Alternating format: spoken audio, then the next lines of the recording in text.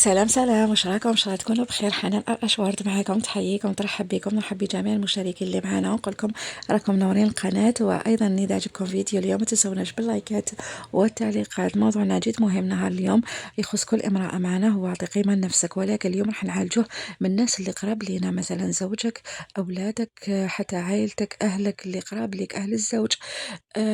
ما لناش راح نتكلموا ونوسعوش الدائرة إلى الناس اللي بعاد عليك، بالعكس راح نتكلموا فقط عن الناس اللي قراب ليك، اللي تحسي بلي ماهيش مقيماتك، مع إنه راكي تقدمي تضحيات كتيرة. ونقول لك هنا بالدرجة الأولى لازم ما تلوميش اللي الناس اللي راكي تتكلمي عليهم هم أقرب الأقربين. مثلا زوجك ما كاش اللي قريب منك أكثر منه، ولا أهلك، ولا أهل الزوج، ولا أصدقائك المقربين. بالعكس هنا لازم تلومي نفسك أنت بالدرجة الأولى، لأنه إذا هما ما قيموكش معناتها أنت اللي راكي ديري أمور مش لازم ديريها. لازم تراجعي نفسك، تقعدي تجيبي ورقة، تحطي تكتبي كل الأشياء اللي تقومي بها، وتعرفي باللي الخطأ راهو منك، وتحاولي أنك تصححي هذا الأمر بأقرب وقت، وإلا راح تخسري بزاف أشياء، وراح أنت تعيشي دائما في مرض نفسي عصبي، توتر دائما، وما كاش راحة. ألوغ إذا حبيتي تعيشي مرتاحة في هذه الدنيا، وعلى بالكم راحة البال ما تتشراش بالمال، وتعيشي بقيمتك، والناس اللي قراب ليك مقيمينك، ما عليك غير تتبعي خطوات لازم ديريهم في حياتك. أول شيء اللي نلاحظوه إنه المرأة المتزوجة لما تتزوج، ما على باليش إذا كانت يعني عادة أو لا أدري لماذا. لا أقول كل النساء، ولكن أغلب النساء يعني اللي تشوف روحها في هذه الحالة تسمع مليح الفيديو. ألوغ تحس نفسها إنه ولات عندها حتى أولوية في الحياة، ولا أنه ما تستحق حتى حاجة، ولا أنها تستصغر كل شيء ليها. ألوغ تقول لك باللي أنا الآن تزوجت، عندي ولادي، عندي زوجي، عندي بيتي، هم أولى بأشياء كثيرة علي أنا. تقول لك باللي أنا نخلي نفسي دائما الأخيرة.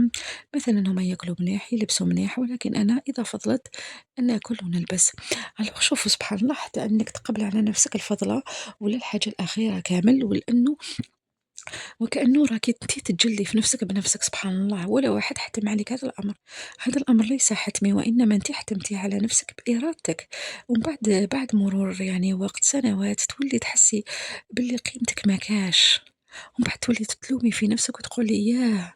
بصح أنا قدّمت بزاف، أنا بزاف تنازلت على أمور كنت نستحقهم.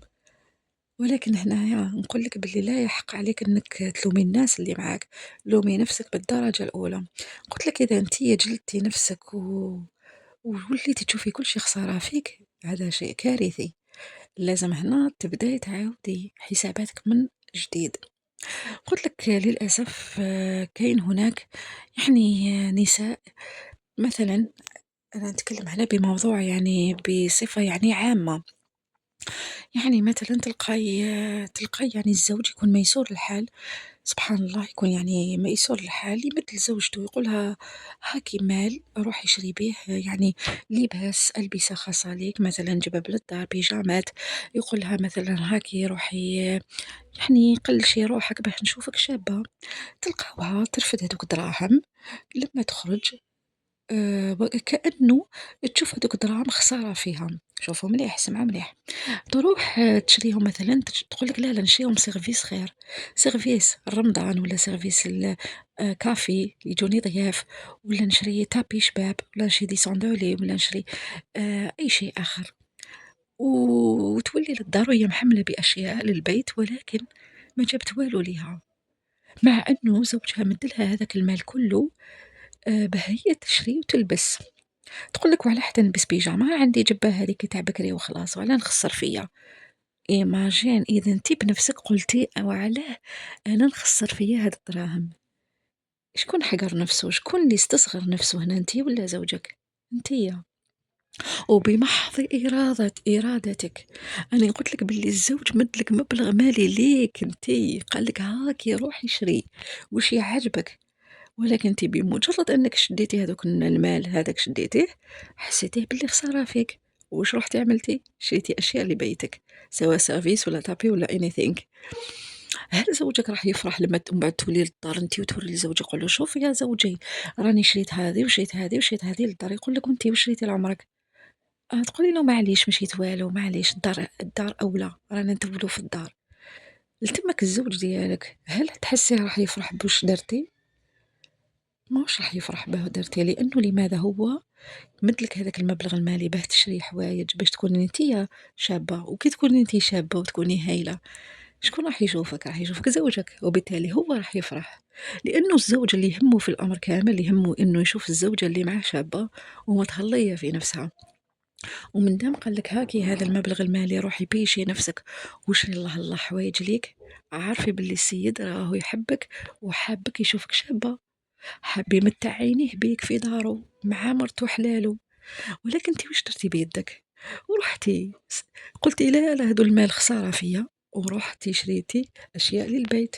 ومع مرور الأيام الزوج هذا راح يولي يكره أنه يمدلك المال باه تشري، لأنه على باله بمجرد يمدلك راح تشري سيرفيس، ألوغ يولي هو بنفسه يولي يشوف هذوك الدراهم خسارة فيك، وبالتالي صدقيني راح تخسري هذاك الدلع والفشوش اللي من عند راجلك، وهذيك القيمة اللي كان دايرها لك. وأيضا مثلا كاين أزواج أيضا تلقاهم المرأة عندها الشيب في شعرها يقولها هاكي يا مرأة روحي صبغي لي شعرك تكوني شابة، تشد هي لك المبلغ تقول لك هذاك من مدو الحفافة ونصبغ شعري، لا لا نروح نشريهم حاجة للدراري ولا حاجة للدار. يجي في المساء يلقاها هكذاك يقول لها وعلى ما رحتيش؟ تقول لا لا رحت. قولوا بصح والله غير الدراهم جاوني غاليين باش نمدهم للحفافة، وخسارة يروحوا غير في الشعر، يعني نسبة يقطع الشعر وكامل، خلينا نمدهم في حاجة اللي تنفع للدار. وي سما فضلتي انه زوجك يشوفك بهذاك الشيب وهذيك الحالة وهذاك الشعر اللي ما كيما نقولوا احنا كارثي، ورحتي جبتي له سيرفيس، أنا تانيك راح تخسري الدلع قلت لك والقيمة اللي مدها لك راجلك، وبعد ما يقطع عليك هذاك المال ويقطع بك حتى انه يولي يشوف فيك، تلقاي ما يوليش يشوف فيك، تولي تقولي راجلي ماهوش يقيم فيا. لا، مش زوجك اللي ما قيمكش، انت اللي ما قيمتيش نفسك. وخاصة اذا كان ميسور الحالة، يعني وماشي محل مع الوقت يولي يشوف برا يشوف في الشارع، يعني يشوف مع نساء واحد اخرين. اذا هنا نقول لك باللي الزوج عنده حق عليك، خاصة إذا كان يصرف عليك وما يبخلش عليك. كي يقول لك روحي بيشي روحك ولا روحي هاتو دراهم ليك، صح روحي ديريهم ليك، ماشي تلعبيها شاطرة بزاف وتروحي تمديهم في أمور تاع الدار ومن بعد تولي تلومي في نفسك وتقولي راجلي هو يشوف عليا وما يولاش يحبني. إذا هاد الغلط راكي ديريه نتيا، انت راكي تنحي قيمتك، قيمتك اللي كان مدها لك راجلك، انت بيدك راكي تكسري فيها، ما تلوميهش مع الوقت.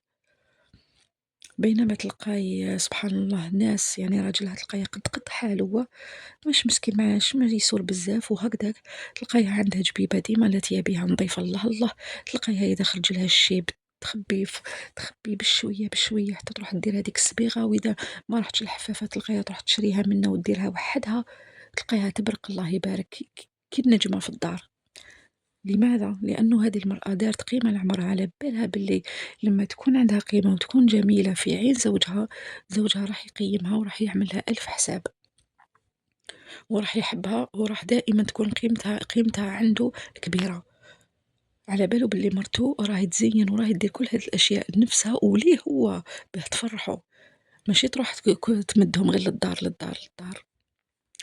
إذن حتى أولادك مع الوقت لما تولي تخذ كل شيء تشوفي خسارة فيك، مام ولادك يولوا ما يبيشوكش ما يفشوكش، حتى أنهم يوصلوا لدرجة أنهم يحشموا بك أمام زملائهم، خاصة البنات تقول لك وعلاه زميلاتي كلهم يماهم شابين ويا لاتي مروحتيهم وانتي ماما ديما هكذا، يعني تلقاي شعرها طالع في السما جبة مسخة، وجهها ما ديرش ولا والو ميك اب، وعلاه عليك حارمة زوجك من من جمالية الحياة. قلت لك ولو كان بسيط يعني شيء بسيط، مانيش نقول لك كل يوم جبة جديدة، بالعكس أنها تكون جبة يعني مليحة نظيفة، انتي مزينة ماشطة شعرك، أسيدي روحي شري صبيغة ديريها في بيتك في دارك، مش شرط تروحي الحفافة، ولو أبسط الأشياء الحنة ديري حنة زيد، سرحي شعرك ديري شوية غجاله كحل تباني كي الوردة في الدار، بتكون عندك قيمة بين زوجك وولادك، حتى بناتك يكبروا يولوا يعرفوا باللي المرأة لازم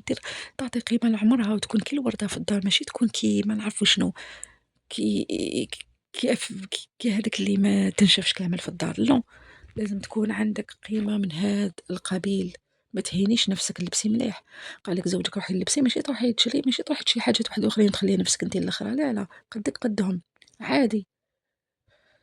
فهمتي؟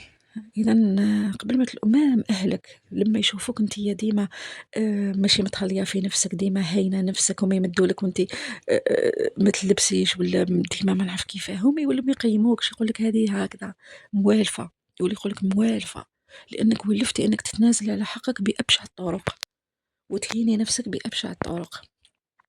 اذا شوفي، اذا شتي الناس اللي معاك قراب لك ما يقيموكش، عارفي باللي راكي ديري في اشياء مش لازم تقطر فيهم. خاصة راجعي علاقتك مع زوجك ومع أهلك، كيف راكي تتصرفي خاصة مع زوجك، لأنه الزوج يقيم اللي تقيم نفسها، ويحب اللي تقيم نفسها. ألوغ في الأخير إن شاء الله تكون هاد الهمسة فادتكم، ولا عطتكم يعني نوع من التوعية. على بالي باللي بزاف نسا يعرفوا هاد الأشياء، وإن شاء الله إذا تغاضيت على شيء قولوا لنا من خلال الكومنتات حتى يستفادوا معنا الأخوات. ولازم احنا كنساء نذكروا نفسنا بهاد الأشياء، ولو أنها بسيطة ولكن هي عميقة في الجوهر. لازم نتهلاو في نفسنا حتى اللي معانا يتهلاو فينا، ونقيموا نفسنا حتى اللي معانا يقيمونا. أنا نقول لكم مع السلامة، وإلى فيديو آخر إن شاء الله. نحبكم بزاف، ما تنسوناش بالتعليقات واللايكات. إلى اللقاء.